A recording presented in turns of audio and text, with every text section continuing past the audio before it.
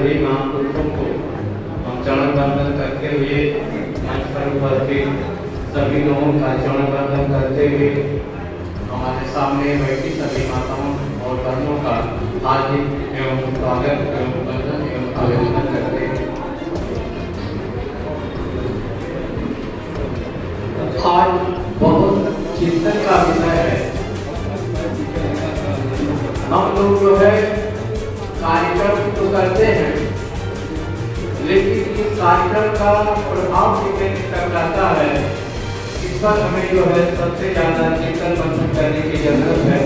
हम कार्यक्रम करते हैं, एक हफ्ते तक उत्साहित करते हैं, फिर घरों में जाते हैं, धीरे धीरे जो है सारी चीजें हो जाती हैं और हम जो है हर मंचों पर आरक्षण की मांग करते हैं, हर मंचों पर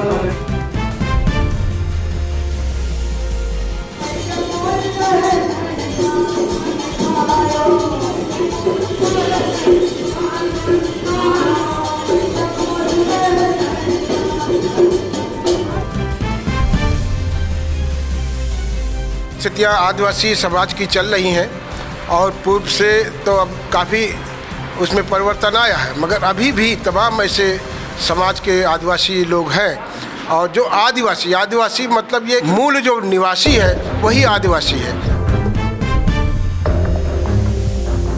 आप मानते हैं जो विसंगतियां हैं गवर्नमेंट के द्वारा है, उसी की वजह से जो कुछ जो क्लासेस हैं आपकी सब कास्ट हैं वो ओबीसी में, कुछ एससी में, कुछ एसटी में भी है, कहने का मतलब यही है। ये विसंगतियां हैं, ये सरकारों के समय समय पर जिसका क्योंकि हमारा ये इसलिए हमको लाभ नहीं मिल पाया क्योंकि हमारा जो समाज है ये शैक्षिक रूप से बहुत पिछड़ा हुआ था।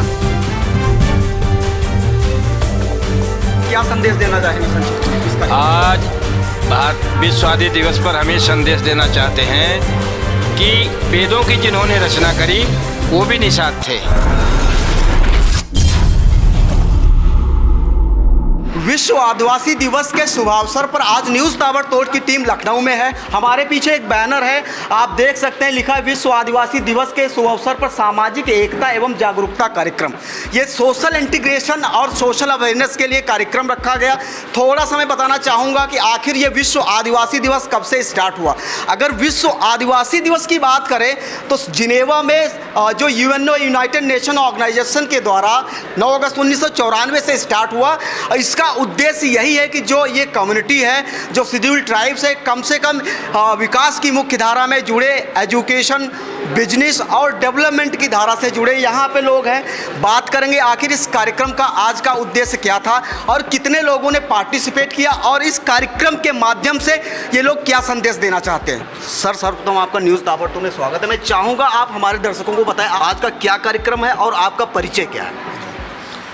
मेरा परिचय, मैं सीताराम कश्यप हूँ, पूर्व अध्यक्ष ललित कला एकेडमी उत्तर प्रदेश, संस्कृत विभाग, राज्य मंत्री। वर्तमान में जो स्थितियाँ आदिवासी समाज की चल रही हैं और पूर्व से तो अब काफ़ी उसमें परिवर्तन आया है, मगर अभी भी तमाम ऐसे समाज के आदिवासी लोग हैं, मूल जो निवासी है वही आदिवासी है। और ऐसे अवसर पर आज जो जैसा कि आपने भूमिका रखी है कि 9 अगस्त को ही हर वर्ष ये आदिवासी दिवस मनाया जाए, उसमें आदिवासी में सबसे मूल रूप से हमारे समाज के कश्यप निषाद समाज के अधिकांश उपजातियाँ इसके अंतर्गत आती हैं और इसलिए हम लोग हर वर्ष इस लखनऊ में आदिवासी समाज दिवस के अवसर पर ये कार्यक्रम करते हैं और समाज की विभिन्न प्रकार की वर्तमान जो परिस्थितियाँ हैं, स्थितियाँ हैं, उसको हम प्रयास करते हैं विभिन्न अपने समाज के प्रोधाओं के माध्यम से कि हमारी जो समाज की समस्या है वो भारत सरकार, प्रदेश सरकार तक पहुँचे और उसका जल्दी निराकरण हो।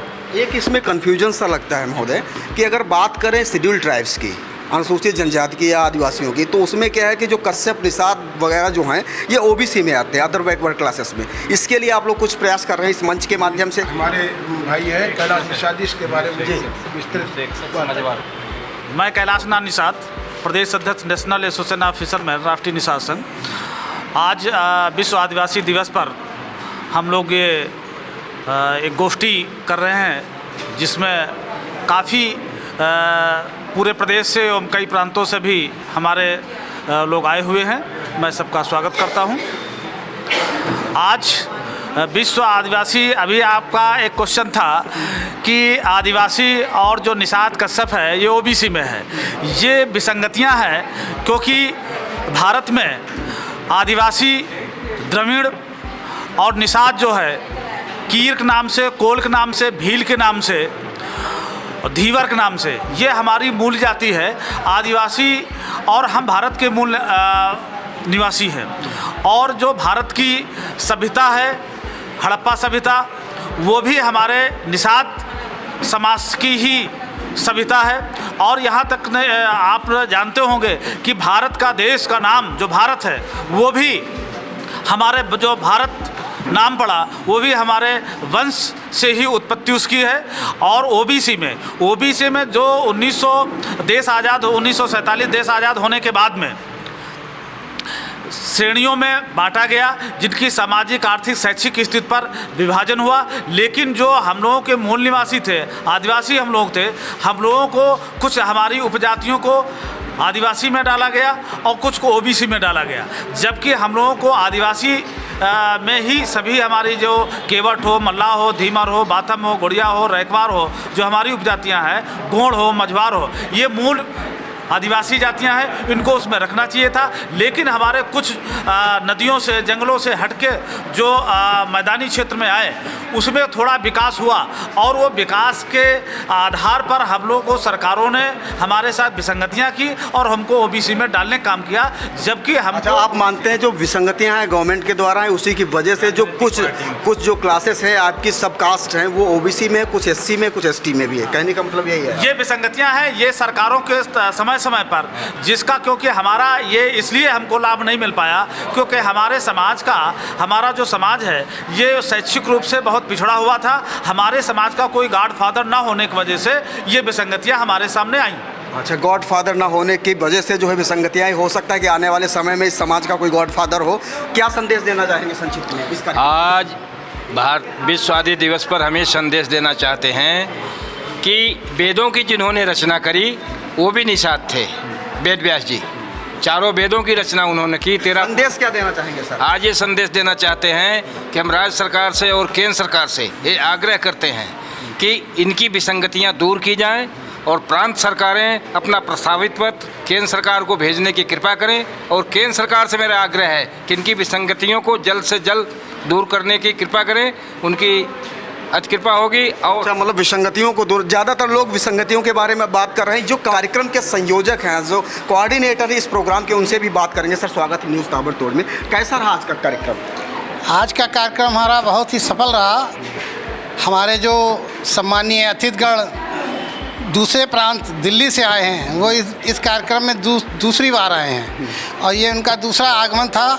इसके तहत मनोज कुमार जी जो हमारे कानपुर से आए हैं, जो आदिवासी विषयों के लेखक हैं और समालोचक हैं। कार्यक्रम की बात कर ले, कितने स्टेट के लोग पार्टिसिपेट किए यहाँ पे? इसमें 2 स्टेट के लोगों को पार्टिसिपेट करना था, जिसमें दिल्ली प्रदेश से तो आए हैं और बिहार प्रदेश के जो रमेश चंद्र गोंड जी थे वो किसी कारणवश नहीं आ पाए। तो 2 प्रदेशों से तो यहाँ पर उपस्थित थी, मतलब इस प्रकार से 3 प्रदेश हो गए, उत्तर प्रदेश, बिहार और दिल्ली।